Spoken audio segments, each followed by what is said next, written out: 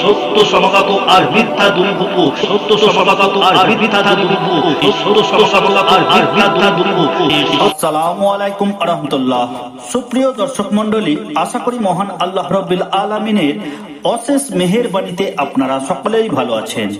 দিন প্রচারে ঈসা আলাইহিস সালাম।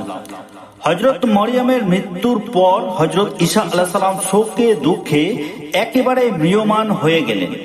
কারণ মা ছাড়া শোকাভিভূত অবস্থায় কাটিয়ে এরপর তিনি স্বীয় কর্তব্য সম্পর্কে সজাগ হয়ে এবার তিনি দেশবাসীর কাছে প্রকাশ্যে দিন প্রচারে আত্মনিয়োগ করলেন।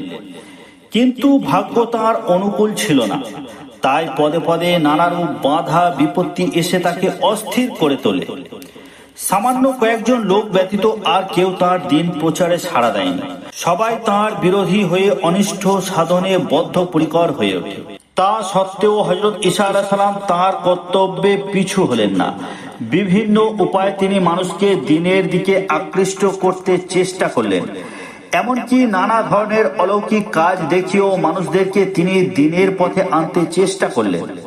কখনো মৃত লোককে জীবিত করে উঠিয়ে বসাতেন, কখনো জন্মান্ধকে দৃষ্টিশক্তি দান করতেন, কখনো কুষ্ঠ রোগীকে স্পর্শ করে আরোগ্য করতেন এবং এসব দেখিয়ে মানুষকে বোঝাতে চেষ্টা করতেন এসব হচ্ছে তার নবুওতের নিদর্শন। এছাড়া তার কাছে আগমনকারীদের কার ঘরে কি ধরনের খাদ্য তৈরি হচ্ছে তাও তিনি সুস্পষ্ট বলে দিতেন।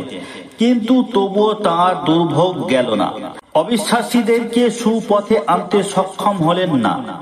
এমনকি তার আত্মীয় স্বজনরাও তাকে আল্লাহর প্রেরিত রাসূল বলে তার ধর্মমত মেনে নিল না, বরং দিন দিন তার শত্রুর সংখ্যা ক্রমান্বয়ে বৃদ্ধি পেল। চ্যানেলটিতে নতুন হয়ে থাকলে সাবস্ক্রাইব করুন এর পরবর্তী পর্বটি দেখার জন্য। সত্য সমাগত